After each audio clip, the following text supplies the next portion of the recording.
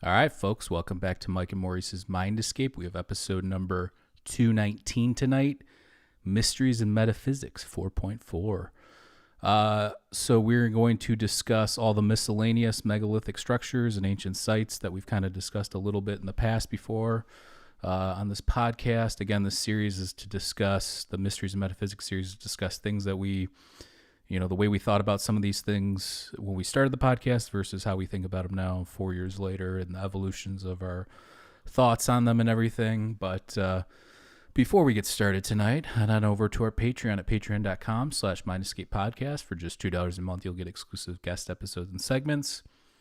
We are also on Discord. If you're interested, though, the $2 a month, you'll get access to a whole catalog of exclusive stuff. I mean, I just uploaded stuff with Rick Strassman, Matthew Clark, where we discussed Eleusinian mysteries.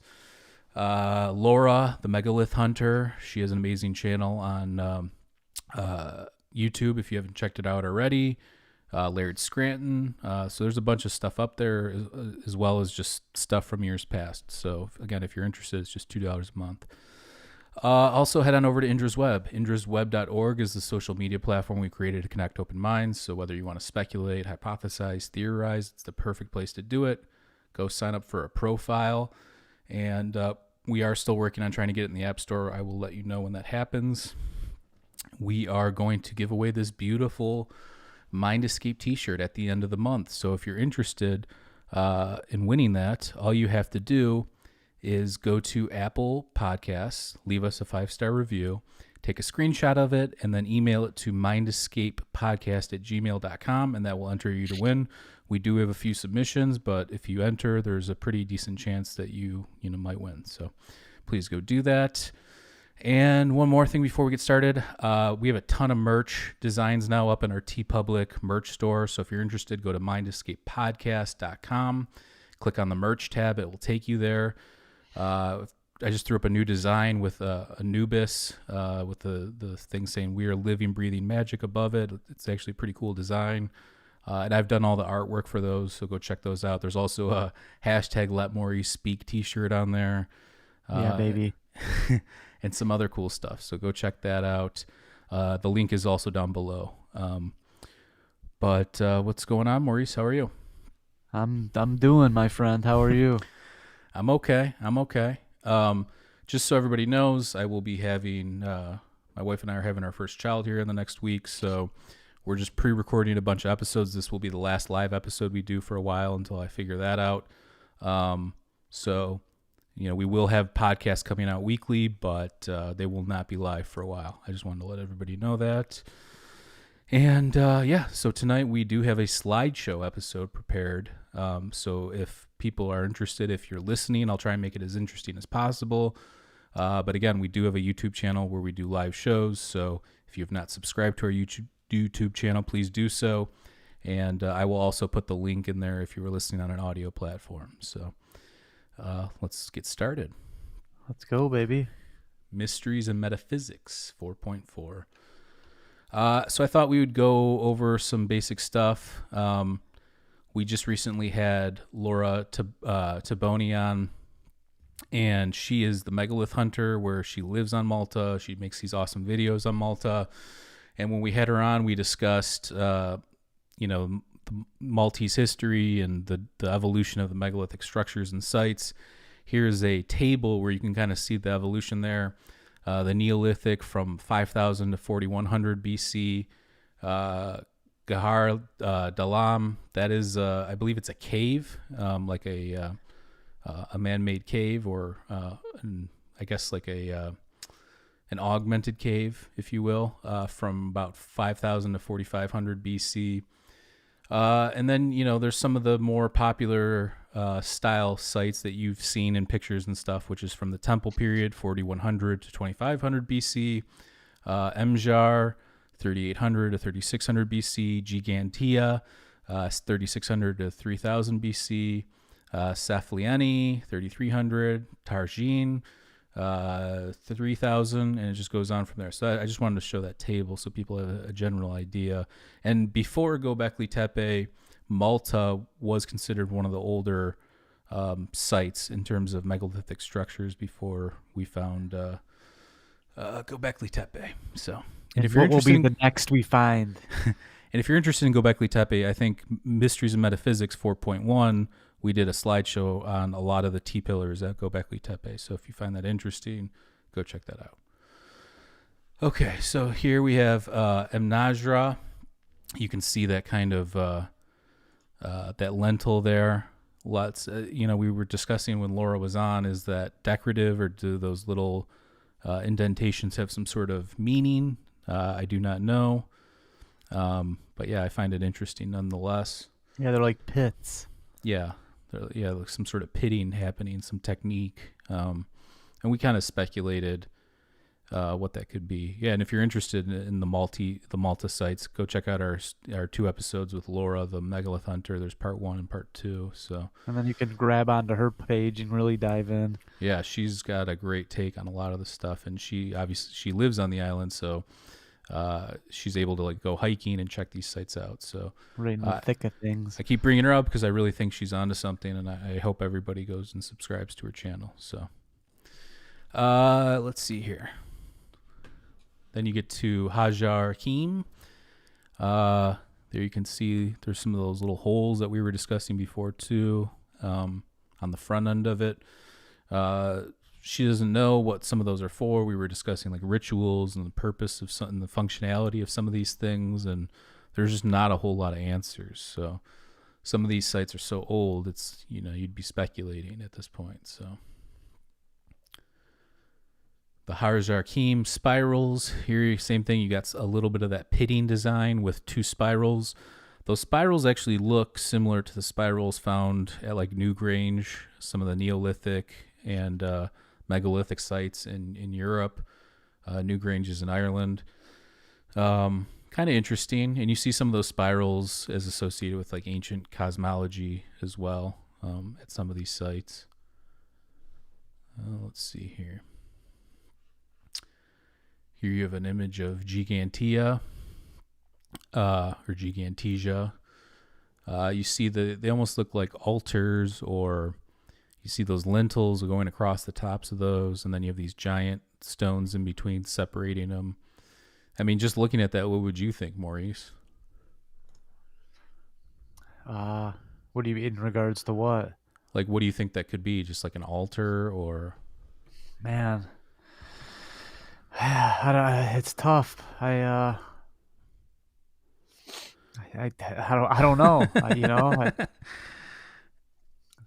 Well, is that true? Is that the only option? Is an altar? No, I mean it could be anything. I guess I was just curious what you thought it was. Maybe, I don't know. It's You see some like cyclopean masonry along the edges there. Yeah. So I will move on. How tall are those? How tall are those little? That's a good question. I would say, I mean, they look like they're in between 4 to 6 feet tall, but maybe that's just the perspective. Maybe they are taller. I don't know. I don't know if people would go and stand under there or something. And you laugh at me, man. No, I'm not laughing. I don't know. What else could the thing be? It's very strange. Unless it could just be a piece of art. It could be as simple as that. Yeah. Yeah. No, that's not a bad. I'm from Detroit. You go down to Hart Plaza. There's a big ring. There's all kinds of stuff actually, but right. People could stare at them and go, "What did they use that for?" Yeah, I mean, here in Chicago, we have that massive bean. Right, right. That's not a bad way to look at it, actually. Some sort of evolution from cave art to artistic megalithic sites. Yeah, it just depends on how developed the mind was, and that's obviously one thing that separates us from animals is the ability to make art and like laugh and things like that. So yeah, we believe it's a higher form of consciousness. It's just how developed were these people back then. I have to believe that there was some kind of art influence. Sure. I don't know. Not bad. I'll accept it. All right. Tarjin, you have this mother goddess bottom. It looks like instead of some sort of like legs. You have actual anthropomorphic style legs to human looking feet holding up a block, which is kind of interesting. And then some sort of like lines going down there, which obviously holds some sort of symbolism, maybe like the bottom of some sort of clothing or something like that, some artistic style of like a style, like that was the style back then, maybe, who knows. Yeah. Interesting though. And keep it moving here. And what do the scholars like to say, or do they just? Well, I mean, go back to the episode we do with Laura. She mentions that she says that she has kind of a different take on it, as opposed to like the normal sacred feminine, or like the these Venus style goddesses of the ancient world. She said it might be different than that. There might be something even more bizarre happening. Who knows? But like the enclosure we're looking at now, there's obviously a hole, and so that could be used to frame something very special, or it could be used as a passage, almost as like a superstition type of thing, where they say like if you go under a bridge. So this stuff Ta, like that. Hagrat, and Emjar. Yeah. Yeah, that looks like, I mean, that one block on that lintel block looks pretty. And if anybody doesn't know what a lintel is, it's like the cross section top way of a doorway. It's like a big stone or some sort of beam that goes across. That's what a lintel is. But yeah, it looks pretty like crude, right? It doesn't look like it's been really worked or anything like that. Absolutely not. But it could be chipped and it could be decayed. Yeah, could be. All that stuff looks a little bit eroded. So yeah, that's why I was asking Laura about that too, because Malta is somewhat of a smaller island, and you have the sea and winds. And yeah, you're in the middle of it, and we know wind erosion can do wind and water erosion and salt erosion. And everything can do some damage. So, here's the hypogeum, a picture of the hypogeum at Hal Saflieni. And interesting stuff here. I think she said that doorway doesn't really go anywhere. It's just kind of like there's these different levels, and I'll pull up a map, I think, as the next picture, where it shows like the schematics of the hypogeum, which goes underground in Malta. And they say that the main chamber in the bottom kind of resonates at a certain frequency. There you can see, here's the schematics, and you can see how it's kind of laid out and how it goes down. There's like different levels. Sweet.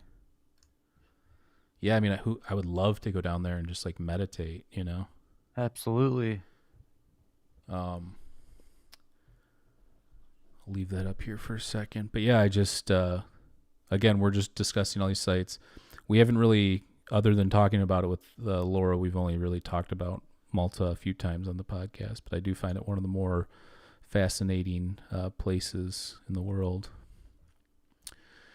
So moving on, here we get to one of the more well-known ones, which would be Stonehenge, which is roughly dated from 3000 to 2000 BC. And I gave this overhead view because most people don't even know about some of these outer rings or these outer circles and some of the previous lead-ups to some of these sites. They think, oh, it's just these stones, but no, there was previous sites at in some of these places and stuff. So there you can see the overhead there. Again, when I say roughly dated, people have different takes on this. I'm not going to get too worked up over the dating on these things because again, I've mentioned this in the past. Like we used to get caught up on like, oh, it's this old or it's that old or this thing's this old or they say it's this old, but it's really this old or things like that. But lately I've been thinking about it as if it doesn't matter how old it is, if it, if it's interesting and there's, it does matter how old it is. I want to say that, but does it matter Well, in it's like terms kind of a different topic altogether. But what I'm saying is, does it matter to you? Like if you're learning about this stuff, can the site just be fascinating? Do you have to like, does it being older mean that it affects your life today somehow? No, the only difference would be if it was created like 50 or 100 years ago or something like that. Well, yeah, or if it was created like thousands and thousands of years before they said it was, which is some of the paradigm shifting things that, like the Göbekli Tepe's, 5,000 years, 4,000 years older than the Malta site. So, I mean, Right. that, At you that, know, there's a point where you're splitting hairs right. or stones, if you will. There's a cool shot. I think you would appreciate, Maurice. We got to Oh start yeah. sending you to some of these sites. Drop me down and pick me up, baby. Get you a little beret or a little hat, I'm here for the stones. a tam o' shanter, one of those Scottish. I'm sure somebody in our family, one of our Oh yeah. Scottish gardener family members, has one. We can load you up and send you over. Well, I know someone with a kilt, so I'm halfway there, baby. There you go. This is a cool shot. I think you would like this because that's Comet Neo-wise. I don't know if it's like a composite or like artistic rendering, but Yeah, you never know in today's world. It's hard. because you take cool pictures though, where you have that time delay thing going on with the camera, where the water looks like it's moving, and even though it's still kind of a thing. Yeah, that's just slow shutter speed, but they have things now where you literally click. You can pick a sky and click, and it's the best looking sky ever. Where I'm sitting out there for hours waiting for the sky to turn. Yeah. But that's a different approach. I'm a naturalist. I like. Yeah. Maybe it's because I'm lazy and I don't want to mess around with Photoshop too much. But I think there's a level of reality to my photos. If you see the photo, yeah, I might bring up the pinks a little bit or the greens, but for the most part it's kind of what I see with my eye, which I think is Sure. a cool trait to have. Otherwise it's just like, is this guy on Mars when he took this picture? What's going on here? Yeah, and look, I got to give you props. I don't know how long have you been doing photography? Like 3 or 4 years? Yeah, I've been messing around with the camera for probably 5-ish, but until you take something seriously, you really gotta. Yeah, but you've gotten really good. I mean, I've been following some people on Instagram that have been doing it for 20 years. I think some of your stuff's better than that. So, Oh, thank you.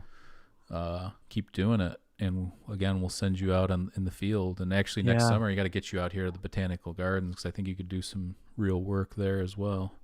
Beautiful zones.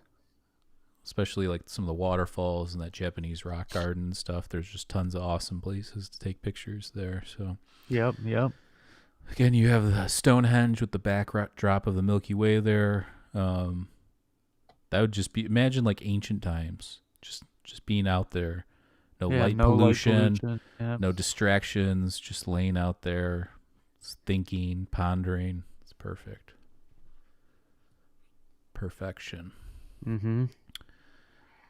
So if you're interested in, this would be from Orkney Island in Scotland. We've had Laird Scranton on before, who's written some books on this topic, but this is Skara Brae. It's roughly dated from 3180 to 2500 BC.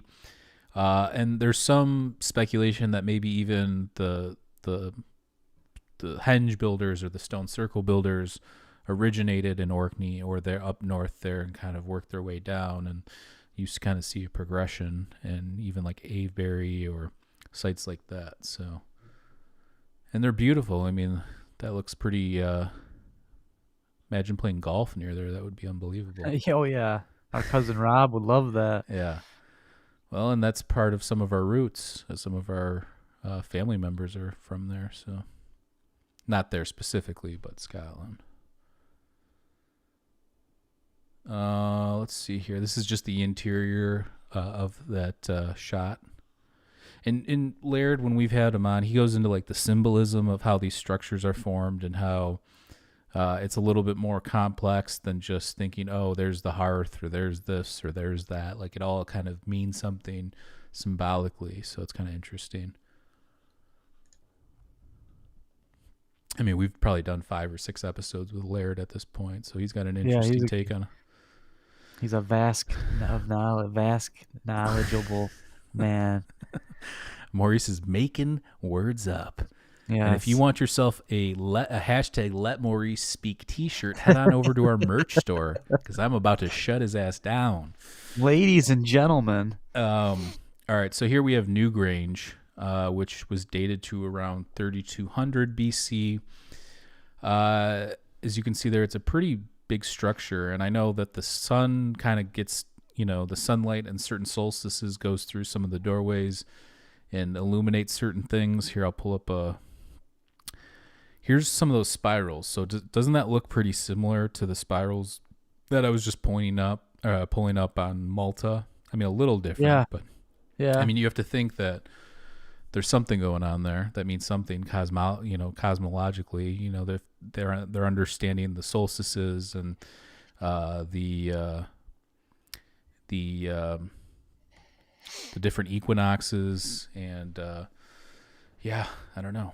It's just very interesting stuff. As you can see, I think that's where the sun shines in through there, and then it illuminates stuff on the walls and stuff like that at certain times of the year. Again, we haven't gone deep on some of these. Like, we've gone very deep on Easter Island, very deep on Göbekli Tepe. We've gone very deep on ancient Egypt, which 4.5 will be the last megalithic part of this series, which probably won't be for a while, but it'll be on ancient Egypt specifically, since we've talked about it so much in the past, and all those sites that we've discussed and stuff. And that'll be the last megalithic one. Then we'll move on to some of the other topics that are part of this series. But we just covered so much content now. I mean, we're already up to episode almost 220, so we've covered a lot of territory so far. Yeah. Okay. Then you get to ancient Sardinia. The Neurologic age and the structures are dated to between 1900 and 73 or 730 BC. Okay. So this is kind of interesting. This is a tunnel found there, and it looks very, very similar to the Cyclopean tunnels at Tiryns, which is near the Mycenaean, or part of the Mycenaean culture in ancient Greece. So again, some of these people had to have been in contact with each other, or just maybe a similar consciousness. But I do think that there's actual contact happening between these cultures, with just the similarity in some of the building structures and stuff. I don't think it's a coincidence. So again, very similar. You can look up the last episode we just did, 4.3, which we talked about ancient Greek megalithic structures and ancient Greek temples and the evolution of the building techniques. And if you look at the part where we talk about Tiryns and the ancient Mycenaean culture, you'll see some similarities there. This is Saint Christina in Sardinia. It's beautiful. It's got almost kind of looks like a big keyhole kind of a structure. Yeah, that's sweet. Goes down. And again, shout out to Laura. I know she just went to Sardinia and took some pictures and did some stuff there. So that's awesome. And yeah. Again, here's another Nuragi structure. Looks like a sort of like a fort with like a tower. You see all these circles. Yeah, kind of interesting. Yeah, the last two pictures almost make me feel like I'm playing Zelda or something. Yeah, that's classic. Those steps going down in the world, down deep. Yeah, into the dungeons and stuff. Yeah, it's classic. Obviously, that stuff's based on reality. Again, here you can kind of see some more of the foundation work there, and just the structures, and you have to wonder, like, what are all the circular structures for? Or these, what are they, turrets or whatever, something? What are they for? You know, like, what was the purpose? So, welcome everybody joined. Welcome, Ryan. Thank you for joining. And here you have the ziggurat of Ur. So this goes all the way back to the Sumerian stuff. This is roughly dated from 3180 to 2500 BC. And you can see that this is okay. So the ziggurats and like the ziggurats are kind of the precursor to what you think about when you think of mastaba, or even mastabas in ancient Egypt. So mastabas and ziggurats are where most archaeologists would say like the pyramid structures or pyramidal structures come from. This is like a progression in building is what they would say. So here you have the ziggurat of Ur. This is probably the more recognizable ziggurat there is. And this one I believe is in Iraq, if I'm not mistaken. Let's Let's go to this one. Here's another shot of it. You can see, look at that stairway there. That's beautiful. Yeah, these are real pieces of art. Yeah, I mean, and just think this was new technology for the time too. This was New technology and a lot of effort. Yeah, for sure. Because that doesn't come easy. Yeah, and you're in the desert. It's got to be hard work. Here you kind of see like an ancient depiction of it when it was covered in sand and they had to uncover it. You know, you see a lot of these ancient depictions too of like the Sphinx or the Pyramids of Giza when they were all covered in sand or half covered, or you know, the Sphinx has been covered so many times and uncovered so many times. It's crazy to think about, but and here you have like an artist rendition of the Ziggurat of Ur.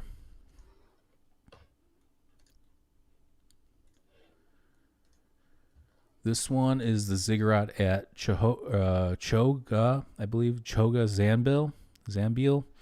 It's also known as Basket Mound, and it's dated to roughly 1250 BC. So this one looks a little different. It's kind of similar, but this one looks more of like a, I don't even know how to explain, like a fortress with like layers or something. Uh-huh. It just didn't. The other one, the ziggurat at Ur, kind of looks more pyramidal. And maybe this one's just deteriorated a bit, but it looks like there's a lot of gap in between the levels. Here's another. Okay, so the ziggurats were built by the Sumerians, Assyrians, Babylonians, and Elamites. Here's another. You can see kind of where these quarries. I think those bricks that you're seeing, I think, are like mud and clay bricks, I believe. I'd have to look that up again, but that makes sense. Yeah, and there you kind of see where they're getting that from. Okay, here's a diagram of the different ziggurats. Kind of just like again, little picture here. You can kind of see the overhead views and the structure layout and everything. And again, sorry if you're listening. I know this is a slideshow episode. We do have one more slideshow episode in this series, which will be 4.5, which we'll talk about ancient Egypt. But then from there, it'll be more just discussion based. So, okay, now we get to some of the more controversial stuff. So you have Gunung Padang in Indonesia. And there's controversial dating on this one. Some have dated it all the way back to 20,000 BC, which is super, super old. And then some people are saying, you know, it's more modern. It's 100 to 50 AD. And you'll see this with some of the other sites like the Bada Valley sites. The dating's controversial. Nobody really has a good idea of the dating on them. I forget the guy's name, but it's this guy named Danny, I think, is the controversial archaeologist. And I think Graham Hancock's talked about him in some of his stuff too. And, the thing that I find interesting about this site is actually the stones, the volcanic stones there look like they're similar to the Giant's Causeway in Ireland that have just been like separated and then realigned into megalithic structures or alignments. So I don't know if those were actually worked stone or if those are natural formations that have just been used for megalithic structures. I don't know if anybody's talked about that, but I find that interesting. Because you do see, you can look up, I don't have a picture of it, but the Giant's Causeway in Ireland, some people think it's like man-made. It's not, but I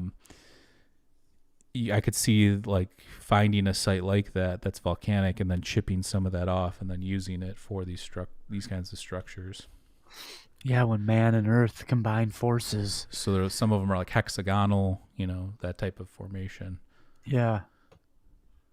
See, there's a better image. You can see what I'm talking about. They're like these pillars, and it's hard to tell, like, have they been worked or are those just similar to what I'm talking about? And then they were all then moved or used or quarried or something like that. Yeah, plus certain stone will chip off into actual fragments that look fashioned. Yeah. So who knows? That is pretty sweet, though. There's another picture you can see. So, like, Yeah, that looks pretty positioned. Yeah, I wouldn't say, like, again, I don't think that it's not, that part of it's not man-made. I'm curious how it was quarried. I don't think that those were cut in those hexagonal shapes like that. I think that may have been natural, and then it was used to put something together. And Yeah, so that's interesting. the other argument is that this is like the top of like some sort of pyramidal structure too. Like it goes down deep, and then there's like tombs or chambers down below this thing supposedly. So Oh, that's interesting. again, one of the more controversial sites. There needs to be more excavations and dating. And the guy Danny, the archaeologist that was working on it, a lot of people don't like his takes on it. So What are those little garbage cans on the side? I don't know. It's a good question. Maybe it's just for people visiting there, throw stuff away or something. Yeah. Who knows? Or it's a disc golf course. Yeah, that's an ultimate disc golf course if that's the case. That would be incredible. Interesting though. So this is kind of what I was talking about, the Bada Valley megaliths. Again, similar, not too far in Indonesia, and some people would say that these sites are connected to some of the megalithic builders from Vietnam and Cambodia. Some of the ancient builders there. That's one of the speculations. I don't know what the more modern take is on it, but the datings and the origins of this specifically are unknown. Some speculate anywhere from 5,000 to 2,000 years old. Okay, now we get to Baalbek, Lebanon. So this is another controversial one.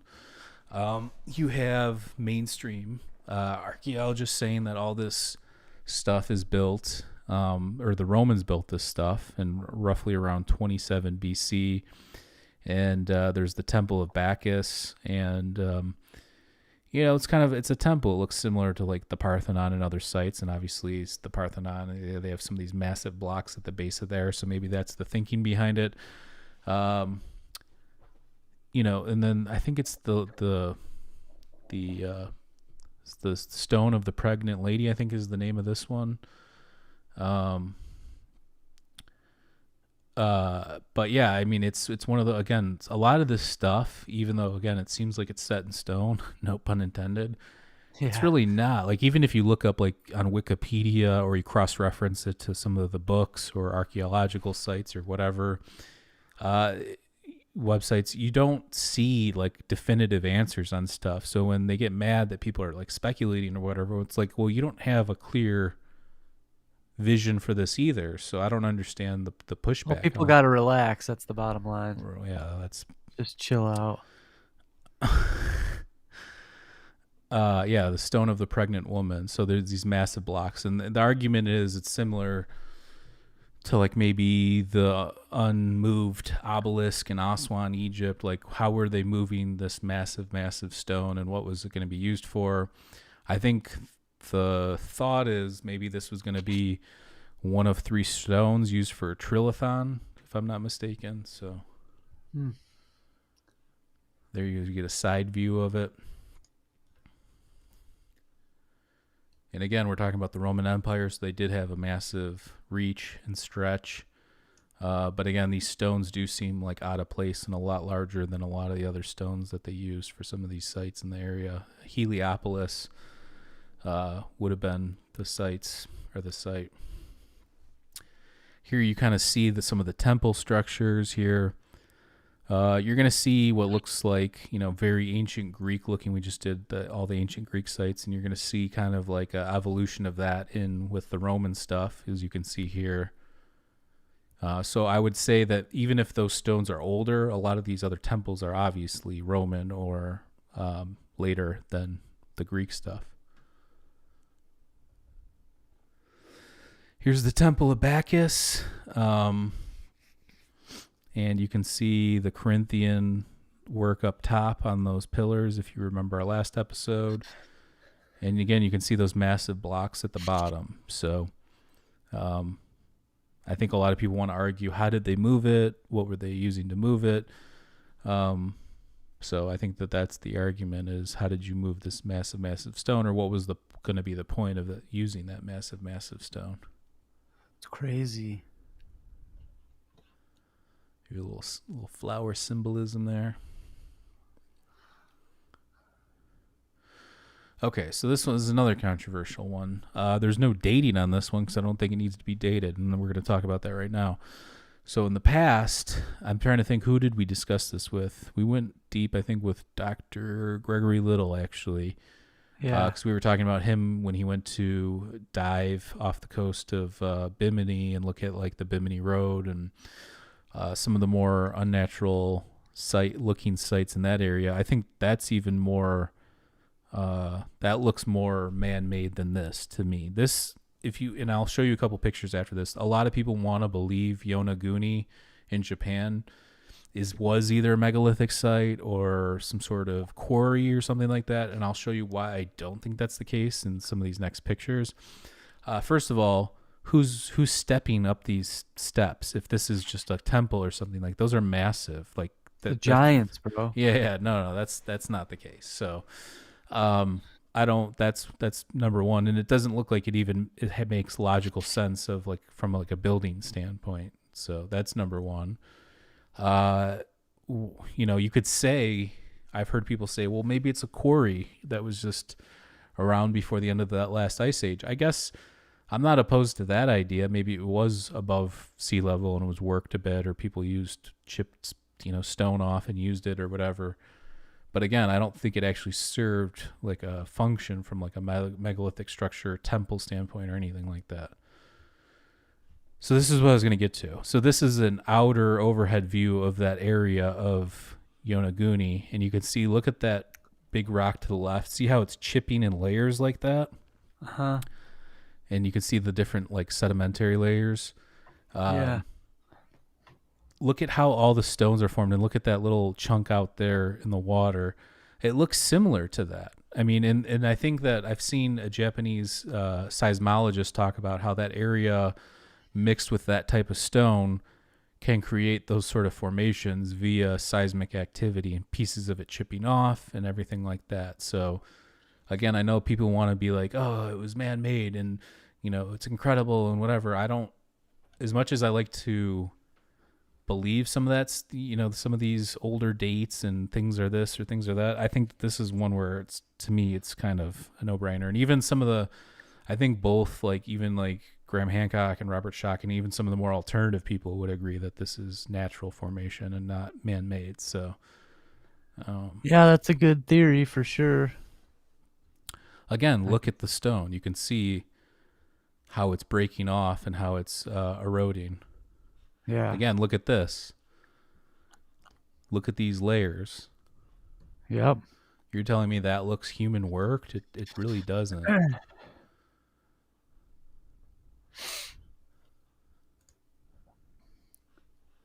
And again, this one, like what kind of logical sense does that make from like a building standpoint?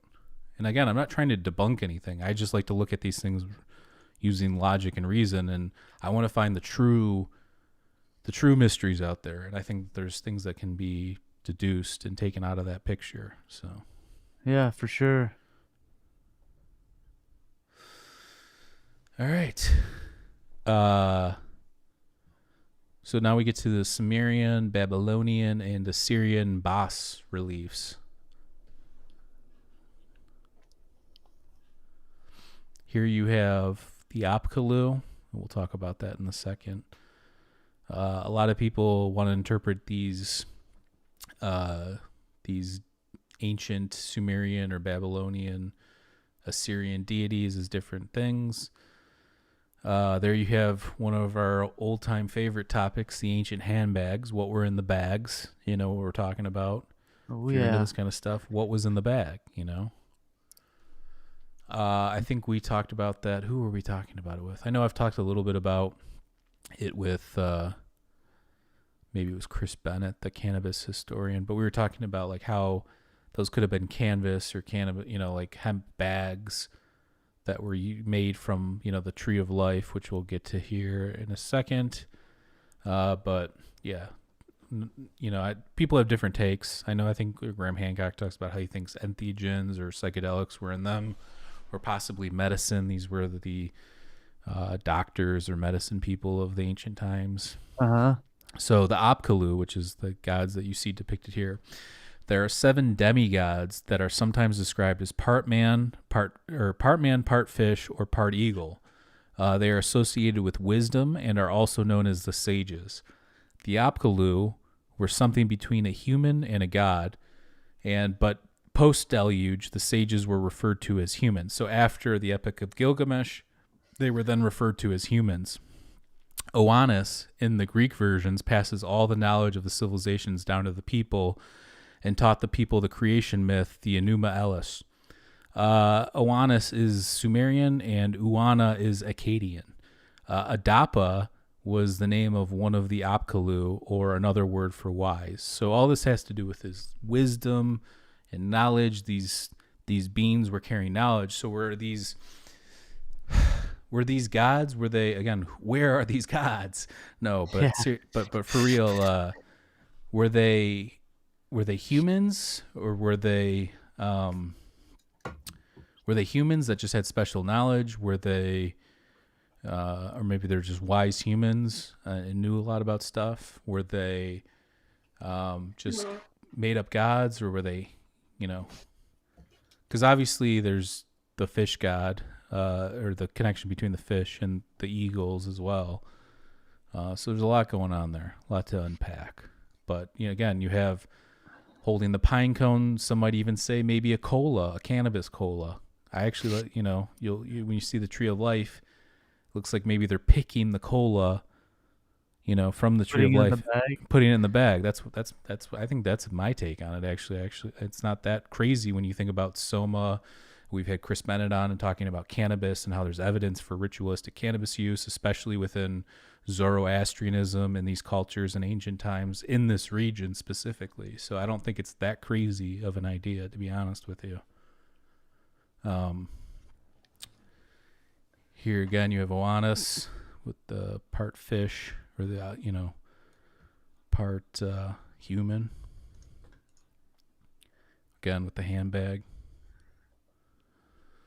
Okay, so here you have that tree of life. So above the tree of life, you have Ahura Mazda, which is the god of Zoroastrianism, and then you have that tree of life there in the middle, and then you have, some people have the pine cones in their hands. Some people, I don't know what they're doing with the other ones, and they all have those like bracelets or like watch-looking things on that have either like flowers or maybe they're sundials on a wrist. I mean, who knows what those are? I've thought a lot about that too.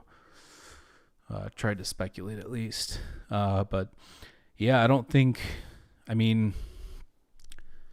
it's really hard to tell because some of the images that are depicted, it's like, wow, that's really good artistic relief carving.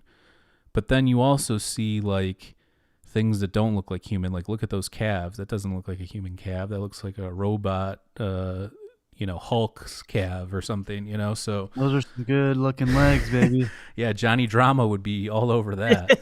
Yeah. But yeah, but then you look at that tree of life, and I think, why not cannabis, or why not some sort of entheogen or something? Yeah, for sure. I could see that. It has some of the traits. Yeah. Even hops share, they're the cousin of cannabis, so they're all intertwined. Could be. And look, these, the Red Bull gave these people wings, so maybe it was cannabis. Yeah. Cacao. Again, here's another one of the Apkallu. Each Apkallu has a pine cone or a cannabis cola in their hand, and then they have the handbag. Again, I would, if it's a pine cone and it's a bag and then it's the tree of life, there's no tree of life that size that has pine cones, so that wouldn't make sense from that standpoint. Are they doing something with the pine cone to like bless this, whatever the tree of life is or something? I don't know. I've looked at these many times and I find it really hard to have a good take that really makes sense on it. And I actually, I'm working on I'm working on a handbag Opkalu T-shirt as well, so we'll have one of those designs in the what about a store handbag? Yeah, Now we're getting in the Kramer territory here. It's just handbag within handbags within handbags. There's a close-up of it. I mean, if anybody has a different take, leave us a comment or a message. I mean, I think that it does. I could see it being a pine cone, but even a pine cone has more of those symmetrical, I don't even know what they are, like leaves or like outshoots, sprouts. They're a little bit more symmetrical than that. Now, the reason why I say bud cola, because that kind of is what that looks like, especially if they weren't completely dialed in with the relief carvings back then. More Opkalu. You can just keep going through these images. They're all over the place, and they obviously meant something important. Again, you have one Opkalu holding the handbag with the pine cone or the cola. Then you have the middle one holding a goat, and then I don't know what those other things are in the other hand. It could be, I don't know, some sort of plant. It looks like, I don't know what that could be. It's too like pointy to be like an opium thing. Maybe it's some sort of other plant or grain or something like that. And then you have the guy at the end holding, it looks like a baby lion. Some people say, well, no, that's a giant holding, a real lion. I don't buy that. It might be a baby lion that he's trying to tame or something, or domesticate. Yeah, possibly. Okay, now we get to more connection stuff here. Okay, so on the left you have the giants, these statues that are called the Giants of Monte Prama, and that's found on Sardinia, which is an island off the coast of Italy. In the middle, you have Urfa Man, found at Göbekli Tepe, which is dated to around 12,000 years ago, or like 9,700 BC. And then all the way to the right, you have a Cycladic figurine. It goes back to ancient Greece, sometime around the Bronze Age. And all three have similarities. So you have the Nuragic cultures from around 2000 BC, Urfa Man's 9600 BC, and the Cycladic figurine's got to be, again, somewhere between 2,000-3,000 BC probably. So what does that all mean? Why are they so similar? Is that just how artists depicted humans back then? I mean, the Urfa Man doesn't look too outdated, even though it's way older, right? The middle one. Yeah. So I like the Cycladic the best. Yeah, that one's the most artistic take, I think. But yeah, interesting connections. Here's a close-up of a Cycladic figurine head. Again, all you really have is the nose, and you have to imagine the rest. Kind of like the hashtag Let Maurice Speak t-shirt. Yeah. Plug it. You have the Nuragic figurines on the left, and then the middle, the hunter, and then it looks like some sort of warrior in the middle. And then you have the Phoenician, and I show that because they're not like so similar, but they do have some similarities, and we know the Phoenicians got around a lot, and the Sardinians most likely got around. Anybody in the Mediterranean most likely had knowledge of shipbuilding and ability to get around. So this one we got to send Maurice to. It's not that far. He keeps bringing it up, so maybe when it comes time, we can send Maurice to. Yeah, I peeped out the path, and I gotta go. Mound. You should see if you can get some sort of license to run a drone too, and get some drone. I don't shots. need a license, bro. I'll just fly it. We got a real rebel. It down. We got a real rebel on our hands. Yeah. So this is roughly okay. So this one was interesting. I was reading this. So this one's roughly dated from 800 BC to 100 AD, which is a long gap to not have any real answers of when it was created. So there's argument whether it was the Adena culture or the Fort ancient culture. Now we've had Dr. Gregory Little on, who's written the books on mound cultures and mound builders. And we did an amazing episode with him the last time he was on, where he went through all the ancient mounds, the main mounds in America. So if you're interested, go check that out. We did a Patreon with him too after, where he went more in depth on some of the stuff. But yeah, we did a great episode with Dr. Gregory on the ancient mound builders and all the different sites and everything, because he's been to a lot of them and has pictures and everything. So Machu Picchu. I know Maurice was you were really considering going there, weren't you? Yeah, I still would like to go there.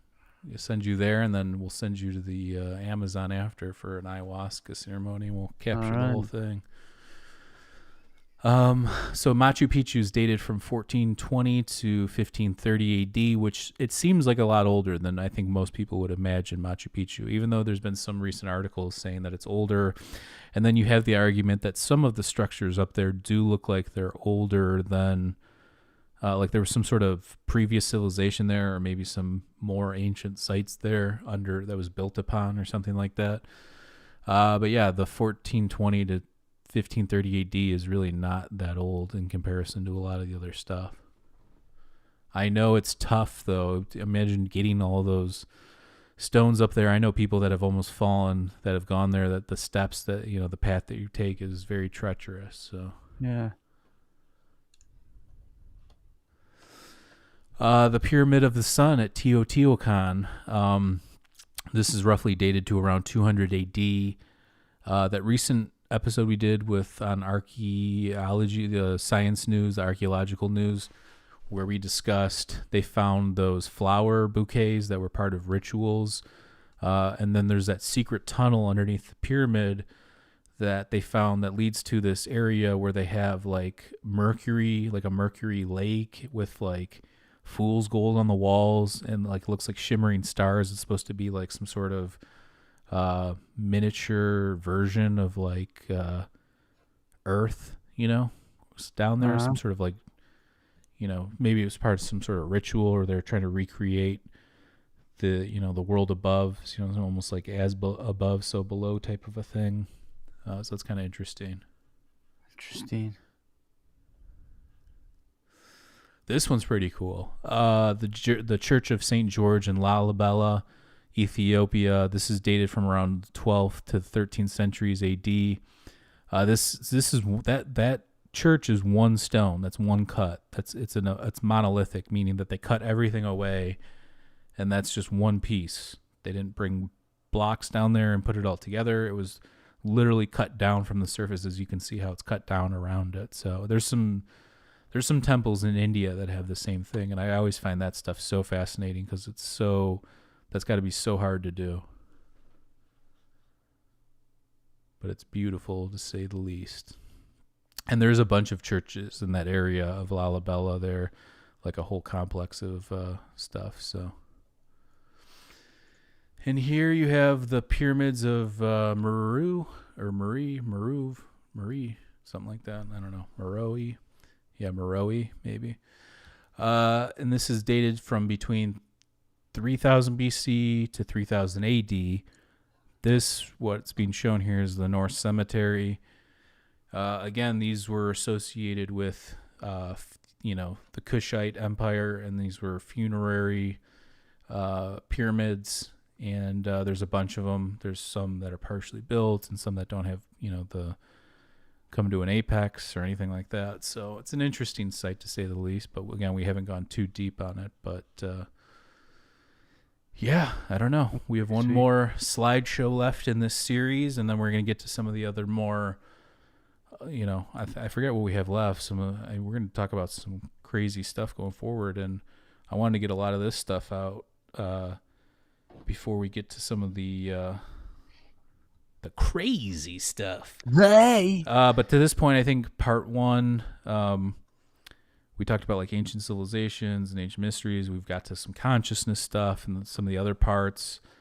We did talk about metaphysics and the nature of reality and stuff. And I think part three, part four started this megalithic site stuff that we've talked about in the past. So Yeah, I'm just trying to think what else. We have yet to get to. We did talk about gods, and creators and that kind of stuff too. I think we still have to yet to get to more like the near-death experience stuff, psychedelics, philosophy, Those will be space fun. time, extraterrestrial, UFO stuff, and then the paranormal stuff. So we have some fun topics left in this series. And again, this is to look at how we thought about these things going in and how we think about them now. Some people might say that I've kind of gotten more less mystical of a mic on it. Oh yeah. But I've just looked more into this stuff, and I think when you look more into this stuff, some things just make sense, right? Like you can bury your head in the sand and just pretend like evidence of stuff isn't out there, or you can really learn stuff and figure out what the true mysteries or what the true fringe things are. And that's all I'm doing. And I think that again, I put the dating there, like some of those have wide gaps because I am open to alternative or older dates, but you have to show me more proof than what's out there because, again, some of the alternative stuff, while it's interesting, like there's some people that really think that Yonaguni was like a temple. Like, no, it wasn't. Did you see anything in there that resembled any sort of coherent building structure? I mean, Nah. yeah, so it's stuff like that. So I just want to, like, again, going in, we might have like entertained that more, but at this point, it's like, again, we look at the origins of things. I cross-reference things. I'm looking at the alternative stuff, the middle stuff, the fringe stuff, and then the academic stuff. What are the scientists, the archaeologists? What is everybody saying? So you got to look at kind of the whole spectrum of things and then deduct what things could be real, what are possibilities, what are not possibilities. I mean, we're going to get to the ancient Egypt one. There is physical evidence that points to water erosion around the Sphinx. So, I mean, you could debate that all day long, but there's that. There are things, true anomalies out there. I discuss all this stuff with ancient history criticisms. This guy on Twitter who runs that channel. And he's these ancient nubs. There's these nubs found at all these ancient sites throughout the ancient world. And, scholars would say, oh, this is just, the way that they lifted the blocks or whatever. But I think that there's probably more to it. And the fact that they're found at all the sites kind of puts the idea that there was no communication between any of these ancient cultures, yet they all used a similar building technique. Like that's some things just don't add up. So I do think there are true mysteries out there. But I also think that there's a lot of like BS too. So I think that right now we're just trying to be as honest as we can, entertain everything, have a good time. But at the same time, we're not here to just believe stuff just to believe. So Right. we've got Well work said, to do. my man. We got We work got work to do, baby. So yeah. So I don't know. What did you think? What's your take so far? I mean, those are of today's episode. Yeah, just like everything we've been talking about, like how I know you weren't as big into like the building of megalithic sites and like how they built things exactly and things like that early on, but I mean, how do you think No, about I mean, it? I might not be incredibly into how they built it, but I can definitely appreciate a nice piece of art and ponder about what they were there for and what they were used to Yeah. enhance or whatever it may be. I like a lot of the theories about the pyramids and stuff.